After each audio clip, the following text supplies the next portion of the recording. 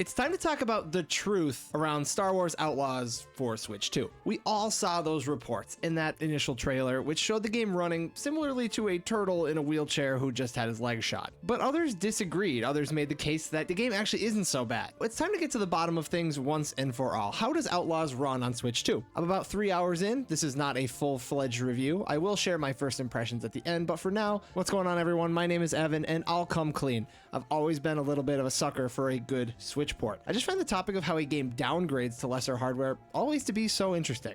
And it helps that I don't really mind if my games run at a little lower of a frame rate. I can play at 30 and that's not an issue. Anyway, if you enjoy this video, hit that subscribe button. It only takes a second and it helps out tremendously. I love doing port comparison videos like this and just talking about the games that I'm playing right now. With that, into the galaxy far, far away we go. No.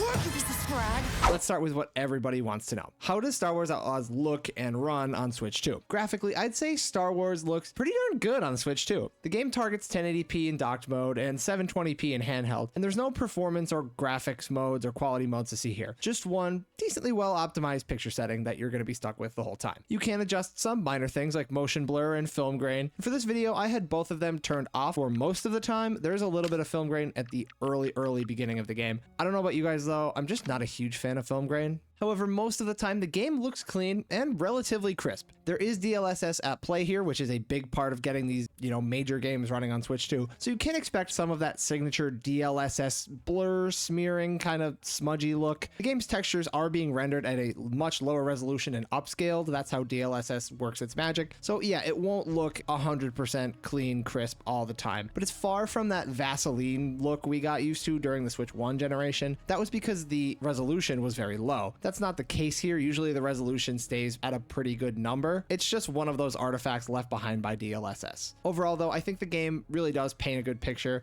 and I noticed a few scenes with particularly impressive set pieces and lighting effects. This early scene in a club looked really nice in my opinion, and I stayed and stared at it for a couple minutes. There's also a generous amount of foliage and detail in the open world, and I noticed leaves blowing in the wind here on Toshara, and the fireworks over Kanto struck me as well.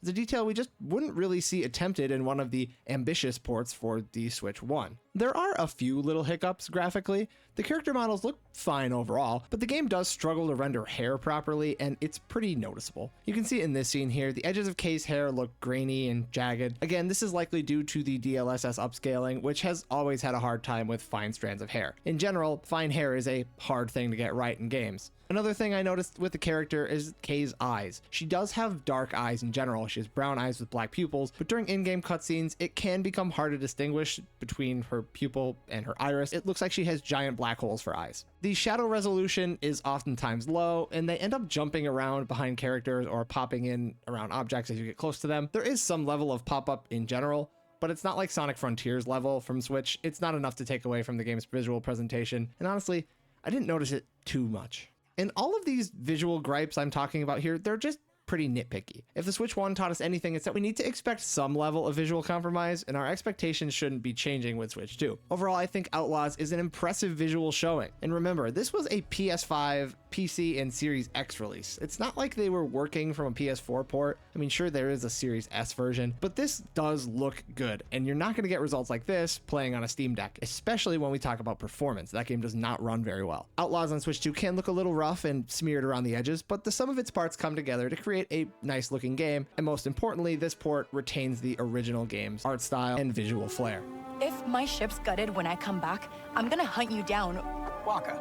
My name's Waka. I'll hunt you down, Waka. Switching to the performance side of things, this is where these reports were all doom and gloom. There were videos, articles that the game wasn't running great at Gamescom behind closed doors. The Ubisoft was banning people from recording footage of the game. The performance saw huge drops throughout the early demos. I don't want to speculate on how correct these reports were or not.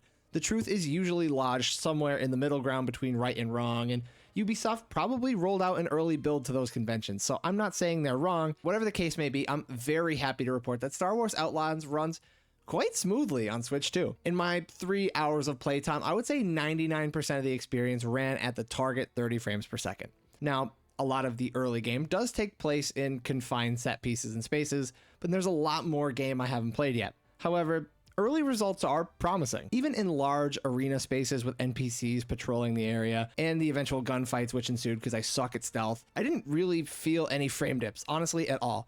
I'm not Digital Foundry here, I wasn't monitoring the frame rate actively, but to my eye, there were no instances of frame rate dips which took me out of the experience. And I was looking for them, even in the open world. During a gunfight, while on a speeder bike, things remained at a nice, smooth 30. I did get off the bike and took a walk around this initial open area, and yep, it was still locked in pretty good. I noticed one spot where the frame rate dipped though. It was this busy market area in Miragana that did make things a little choppy, but I estimate that it was running around 25-ish frames a second. It was nothing game-breaking, especially because it wasn't a combat zone, but it is notable it did drop here. I also noticed that the load times were a tad on the long side, but only after dying. There's no immersion breaking loading or anything. It's a rather seamless experience, but if you die during a mission or whatnot, I timed it at about 10 seconds to get back into the action. Take that for what you will. All told, I'm glad to say this appears to be a totally playable experience on Switch 2. Is it going to be the best?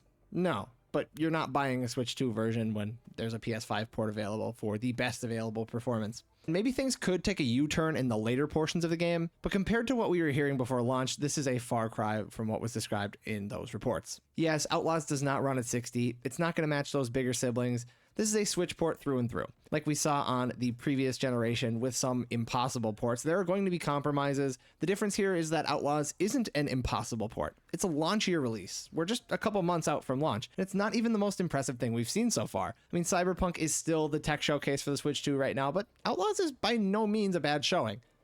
What is a bad showing is that this is another game key. And at first, I thought, okay, this game is probably 70 gigabytes. Like, it's too big for a 64 gig cartridge or whatever. No, it's 25. And when you start it up, you're hit with this screen, which says you need a Ubisoft account to play. And don't bother trying the back button.